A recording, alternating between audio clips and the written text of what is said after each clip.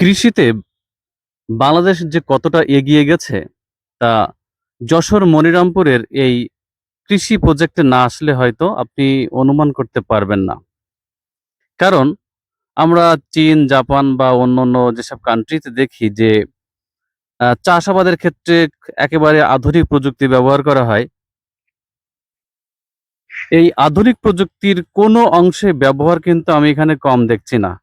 এখানে প্রত্যেকটি জায়গায় খেয়াল করে দেখুন, উপরে পলিথিন দিয়ে সব বেড সিস্টেম করা এবং প্রায় ৪০ বিঘা জায়গাতে কিন্তু এই কৃষি প্রজেক্ট করা হয়েছে যশোরের মনিরামপুরে। আমার কাছে এটি দারুণ লেগেছে। কারণ যশোর মনিরামপুরে এরকম একটি কৃষি প্রজেক্ট এটি আসলে আ মানে খুবই একটা দুর্লভের মতো একটি ব্যাপার। আপনাদের ছোট্ট একটি নমুনা দেখাই।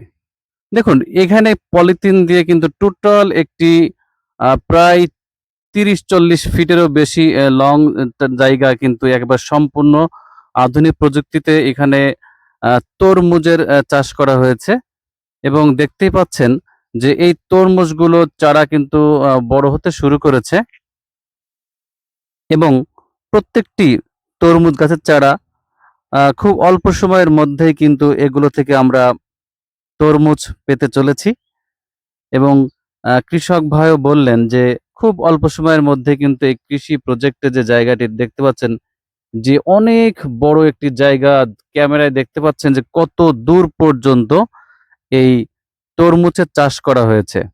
প্রচুর পরিমাণে জায়গাতে কিন্তু এই তরমুজের চাষ করা হয়েছে এবং সামনে গরমের সময় আসছে। সেক্ষেত্রে সেই সময় কিন্তু তরমুজের ব্যাপক একটি চাহিদা থাকে। ভিডিওটি যদি একটু কারোর কোনো উপকারে আসে অথবা ভিডিওটি যদি একটু ভালো লেগে থাকে তাহলে অবশ্যই যারা এই ভিডিওটি ইউটিউব থেকে দেখছেন তারা অবশ্যই চ্যানেলটিকে সাবস্ক্রাইব করে যাবেন এবং যারা এই ভিডিওটি ফেসবুক থেকে দেখছেন তারা অবশ্যই পেজটিকে ফলো দিয়ে যাবেন। তো সবাই ভালো থাকুন, সুস্থ থাকুন।